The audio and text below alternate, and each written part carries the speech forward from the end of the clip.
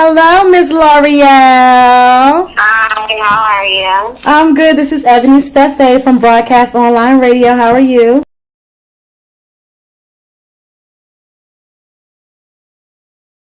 Hi, Ebony. Nice to meet you. Just for the listeners, can you tell us where you're from, where you grew up? I was born in Brooklyn. I grew up in Jersey, and I started out singing at first, and then when I was like about 16 years old, I transitioned into rapping, and I was into the Red Cafe for a little bit, and the first record that I was on that was like really big for me was the Hottest in the Hood remix. Mm-hmm. And then from there, I stayed signed for about 2 years, and then I went independent. And now I am where I am. I have my own label, and I'm on Love and Hip Hop.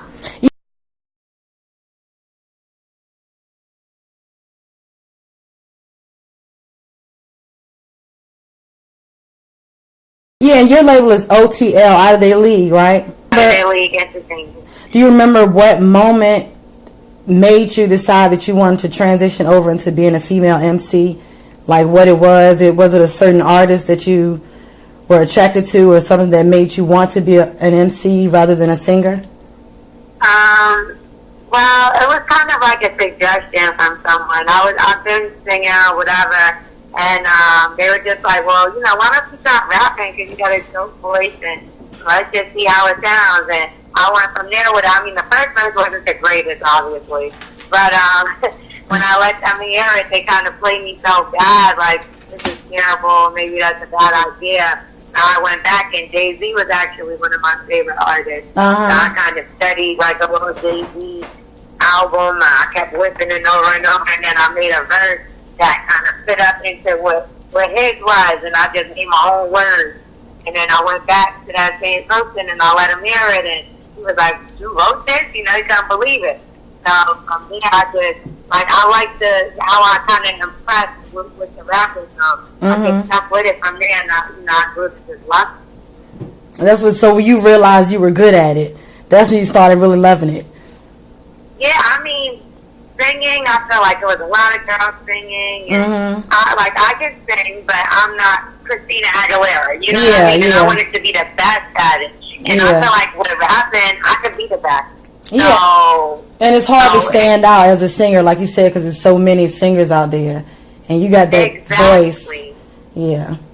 Well, and it's like I just really respect like talent like Beyonce and like I said, Christina Aguilera, because their range and their voice is just amazing. Yeah. I'm not trying to compete with that. Yeah, they got them church girl voices. We're talking about rap wise, all right, let's go. You know what I mean? But I'm gonna leave that lane for them. But I might dabble playing me singing a little bit, but it's not gonna be like I'm going and singing my whole heart out. Yeah, because Nicki Minaj, she do a little singing here and there. She's not the best singer, but she try to drop a couple lines in there from time to time just to show you that she got some range. Yeah, and that's cool because Drake's not a singer, but he sings and and we like their music, so I feel like it should be okay for me to do that. Okay, I know you did some work with Red Cafe and Corey Guns. Who else have you worked with? Busta Rhymes, Lloyd Banks, Big Country Train, with all the guys from MMG, everyone except for Rob. A bunch of people. Like I'm working on. I got a record with Otto, and Bad Luck that's out right now. It's called Every Day. You're gonna see a lot more to happen right now because I have a project that's coming out April 1st, and I'm definitely gonna make sure I get some good features. I'm gonna be waiting for that one. Yeah, it's called Billboard Big. It's gonna be big. I'm pretty much done with it, so I am really just waiting on features. And the first record I'm gonna release is actually gonna be Thursday, and it's called Benjamin. So Benjamin, definitely look out for that. Yeah, I'm definitely gonna be looking out for that one. Are there any female MCs that you want to collab with? Like if you could choose anybody you wanted to, and they'll do it, who would it be? Any female rapper or anybody, not necessarily a rapper. Anybody. It could be country music, a singer. Anybody you think you want to collab with that you think would be good for your brand. Well, I really like Gwen Stefani. She's yes. She's in and out she'll come with a banger, and you know what I mean. But I think she's dope. I think that'd be a dope. Yeah, I love Gwen Stefani. She's the bomb. Yeah. Okay, I'm gonna ask you. Know, she got love for the hip hop community. She got with Pharrell. You know what I mean? Like, yeah. I think. You know. When it comes to winter, last night's episode was crazy, and I know she said that in her book or whatever you want to call it, her dumbass book. She said she don't write your own raps. Do you write your own raps?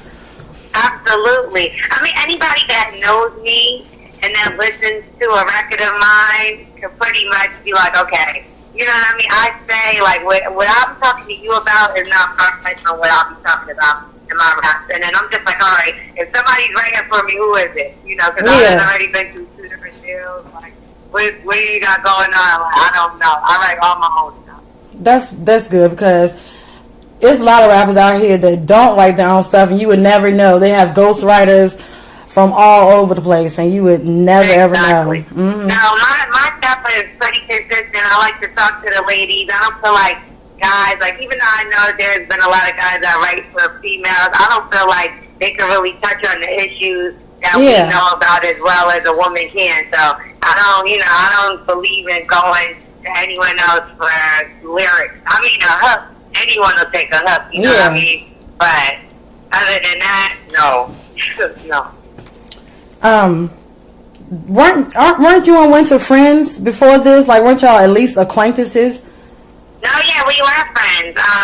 But I was well aware the kind of person that Winter was or is, you know? Yeah. I've known her for about 7 years now, and we were really tight at one point in time. But like I said, I just know that she's pretty much not a good friend to anyone, and she's like real selfish. Like everything she does has an underlying way for it to be for herself. Like anytime she does something for someone else, it has something to do with her. Yeah. And she doesn't mind who she throws under the bus that sells up the river.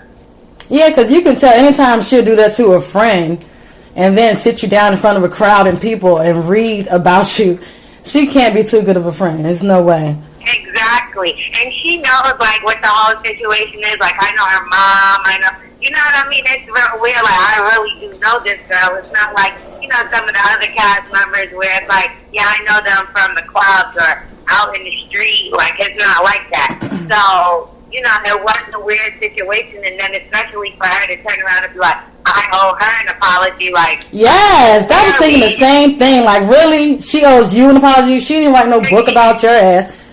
I don't even want to get into that. I apologize that she said that fucking pathetic bitch for being able to do something like that and thinking it was okay. Yeah, that was fucked up. That was real whack on her part. For being friends with her. No, that's fine. You're fine with that. It was really a messed up situation, though, because just think that y'all, just 5 minutes before, she was, I love this girl. And then she sat you down and read, like, all that bullshit about you.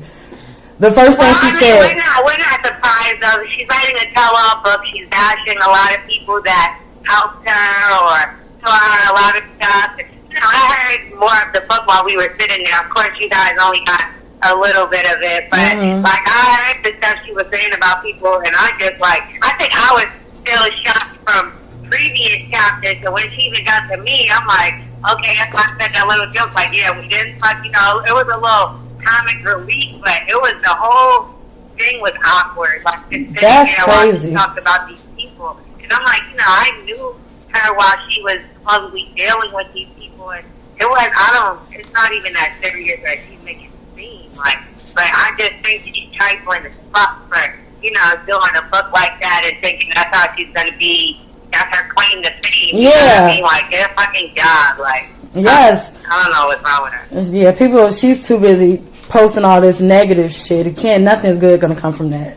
Nothing. I mean, even at the premiere, when they asked her a question about her book, somebody in the audience yelled out, like, yeah, I hope you got a lot of security. Like, yes. In the audience. You know yeah, what I mean? because so people know that shit is not good. She's asking for it. You know what I mean? And that's just it. Yep, and she'll get what she deserves. It probably won't sell, and if it does sell, she's gonna be finished. Like, she's gonna be through. Yeah, I mean, I'm pretty sure nobody's just going to get away with letting her use their name in a book. Like, you're naming people that are lawyers, I'm sure are way bigger than yours. Way more years than you, other than sucking dick, I don't know. No, last night. I suck dick a little longer than them, but I think it's got to be, you know, if in a relationship they have in a game, and nobody is just going to let you walk around do something like that. You know what I mean? No one. And she ain't even going to be able to suck no dick after a while because she going to be telling on everybody. They're not going to trust her ass to keep it quiet. You get what I'm saying? Yeah, that shit is crazy. Come on, nobody's going to want to be associated with that girl after they read her book. No, like, at least Super had tried to make it, like, about relations. I don't know, like, they're all wrong for what they're doing, but I'm telling you, this girl is just dashing people. Yeah, because she's just doing it. She's not doing it for any positive reason. She's just doing it for money. Exactly. That's what she lives by. Okay, last night, I don't know if you watched the episode last night or not. I'm sure you probably did. But when Yandy and Winter sat down, Yandy said to Winter that she felt like she set her up with you. Do you know what she meant by that? What do you think she meant by that? I feel like it's always weird because in the middle of conversations, you're really only getting not even 5 minutes. You're getting like a minute out of a 2-hour long conversation. Mm-hmm. So in a way, if I speak to Yandy and I spoke to her yesterday actually, and if anything, I just look at it like, she had her come there thinking like, okay, I'm introducing you to my great friend, and then she really threw me under the bus. So it's like I was sitting right next to Yandy. You know what I mean? So how was she supposed to take that situation? Like, do I, sit there and make sure this girl is good who I just met, or do I agree with you? Like, it was a weird situation for her. It was awkward. You know what I mean? It was real awkward. Like I said, I did just get introduced to her through Winter, but Winter did some foul shit. So I feel like that's how she could have done it. Yeah, she was in an awkward situation. And then right after that, Yandy asked her to take her name out too.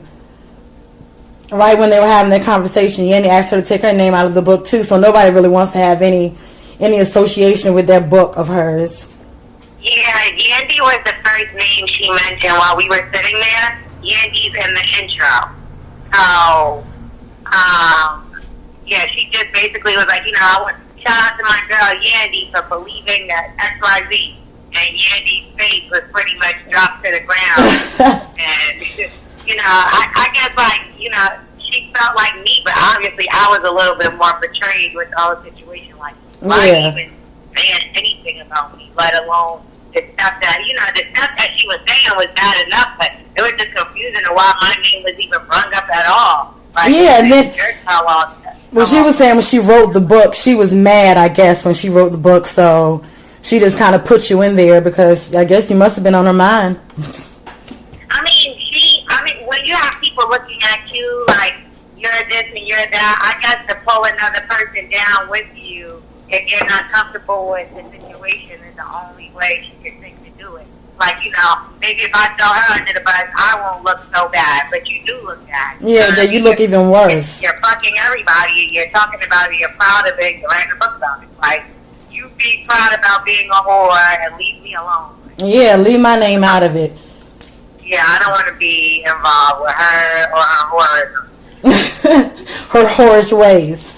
Yeah. Winter suggested that you stop working with your friend Angela Yee. Do you regret no longer working with her? Are y'all still working together? Oh, yeah. You asked me about Angela? Yeah, because Winter has suggested you stop working with her. Did you stop working with her? Me and Angela are really good friends, so she's never going to stop, we're never going to stop fully working with each other. She wants to see me win at the end of the day. So any help that she can give, she's going to give just as she was my manager. If she wasn't, that's something a real friend would do. Yeah. Not throw you under the bus, but try to help you. You know what I mean? And exactly. We've been friends for a few years now, and we're really close. Like, no Winters and no any of those people would change our relationship at all. That's good. Anybody that knows her, we're pretty much always together and everything. So, yeah, me and Winter, I mean, I get how it looks, but the That's not what happened. Yeah, that's what's up. I was worried about that because I knew that you and Angela were friends, and I didn't know if that whole thing had impacted y'all relationship at all. Because I know Winter, as soon as she's told you to stop working with Angela, then she went and threw you under the bus. So exactly, like you had to. It's like divide and conquer kind of yeah, thing, you know? exactly. That doesn't work with people that are like, I'm meant to be where I am. You know what I mean? And she can't knock me out of my situation. That's impossible. Like, she doesn't even have anything going on for herself. Yeah. You know, so you can't knock down my years of hard work. You know what I mean? And some people already knew and have been fans and know what I've been doing. So, no, that's not going to happen. Yeah, and at the end of the day, what's for you is for you. So nobody can take that from you. Exactly. Okay, I was watching an interview today, as a matter of fact, where Erica Mena was talking with ThisIs50.com, and she was basically bashing the shit out of you. I don't know what happened between y'all, but she was just going in, like saying you owe her for being on the show, and she gonna tax your ass at the end of the year, ho. And I mean, she was just going in. I think she crazy. I don't know. I don't know if it's just the editing from the show, because I know they edit stuff to make it look like they want to look. But to me, she looks kind of crazy. Is she crazy? That girl just really has, like, something wrong with her. But you know what it is? It's like, when those cameras come on and you don't have the talent to deliver, it has to be something else that keeps you interesting. And she must feel like it's the drama and being crazy and just saying whatever. You know, she lies a lot, too.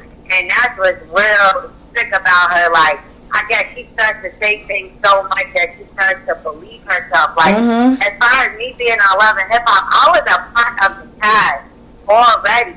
And she started contacting me. Like, from then, like, if you look at the show, just look at the show. She doesn't have no friends on the show. None. The only person she shoots with is Rich.